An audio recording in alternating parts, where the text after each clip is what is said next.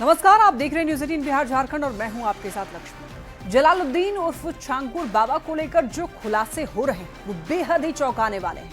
छांगुर बाबा का टारगेट पूरी तरह से फिक्स था, क्योंकि उसके टारगेट पर हिंदू आस्था और धर्म का प्रतीक बने कई शहर थे। विदेशी फंडिंग और उसका कनेक्शन ये बताता है कि छांगुर बाबा उर्फ जलालुद्दीन ऐसे शहरों में अवैध धर्मांतरण का रैकेट चला रहा था जो हिंदू आस्था के केंद्र हैं।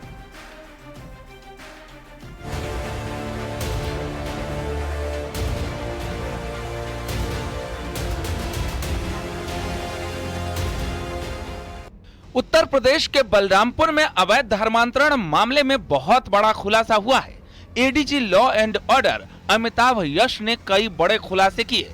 दावा है कि इस गैंग का मकसद सिर्फ धर्मांतरण नहीं था, बल्कि इलाके की डेमोग्राफी बदलना भी था।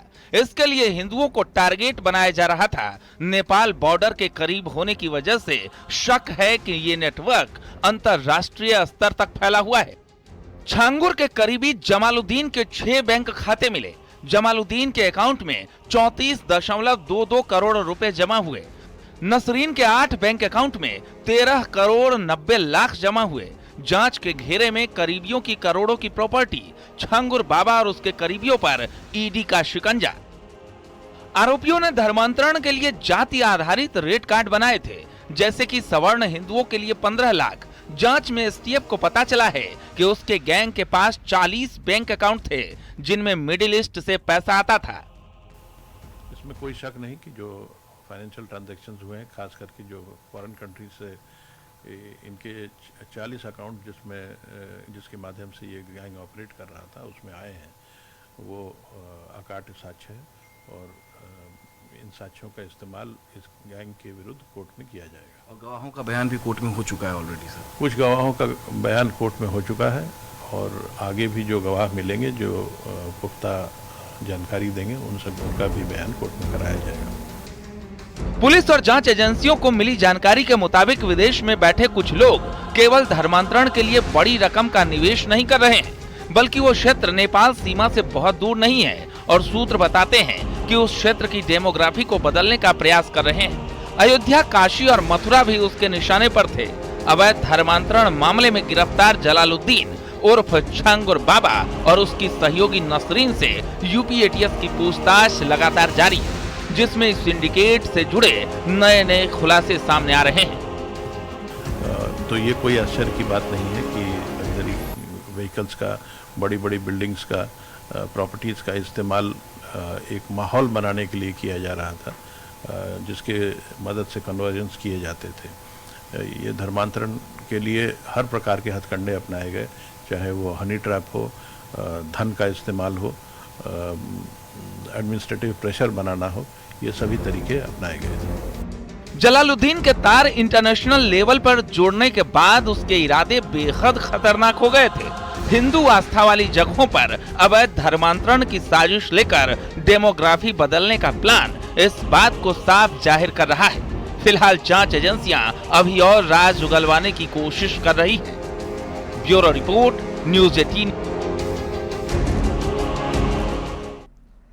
जलालुद्दीन उर्फ छांगुर बाबा को लेकर जांच एजेंसियों की पूछताछ में बड़ा खुलासा हुआ है। जलालुद्दीन उर्फ छांगुर बाबा हिंदू धार्मिक इलाकों में फंडिंग का टारगेट था।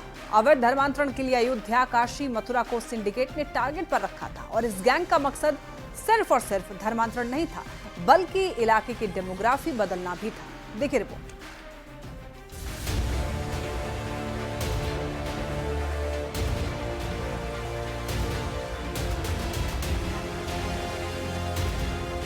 जलालुद्दीन उर्फ छांगुर बाबा को लेकर एटीएस लगातार पूछताछ कर रही है।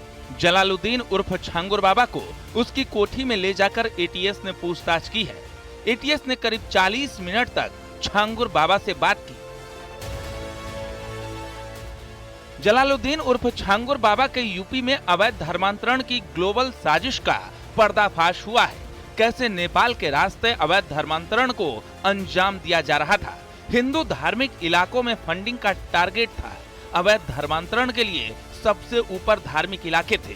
अयोध्या, काशी, मथुरा को सिंडिकेट ने टारगेट कर रखा था। प्रेम जाल और लालच से अवैध धर्मांतरण का प्लान था। ADG law and order Amitabh Yash के मुताबिक इस गैंग का मकसद सिर्फ धर्मांतरण नहीं बल्कि इलाके की डेमोग्राफी भी बदलना था।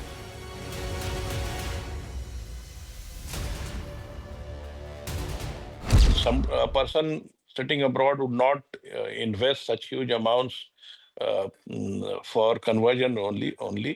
That area is not very far from the Nepal border, and we have learned from other sources that there have been attempts to change the demography of that area. Jalaluddin उर्फ छांगुर बाबा और उसकी सहयोगी नसरीन से यूपी एटीएस की पूछताछ लगातार जारी है। हवेली उसने खड़ा कर लिया। अब इसके अलावा लोग इसलिए भी शौक में थे कि जिस तरीके से लग्जरी गाड़ियों से लगातार लोग उसके पास आया करते थे, जिस तरह का इन्फ्लुएंस इस व्यक्ति ने क्रिएट कर लिया था और जिस प्रकार का धन इसके पास उपलब्ध था, तो ये कोई आश्चर्य की बात नहीं है कि लग्जरी व्हीकल्स का, बड़ी बड़ी बिल्डिंग्स का, प्रॉपर्टीज़ का इस्तेमाल एक माहौल बनाने के लिए किया जा रहा था, जिसके मदद से कन्वर्जन्स किए जाते थे।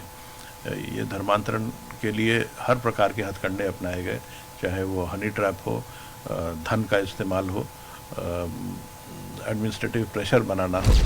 ईडी और आईटी विभाग की टीम भी छांगुर बाबा और नीतू की कस्टडी लेना चाहती है ताकि और भी खुलासे हो सके।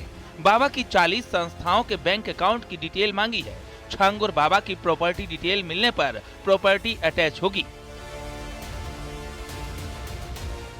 Bureau report, news 18।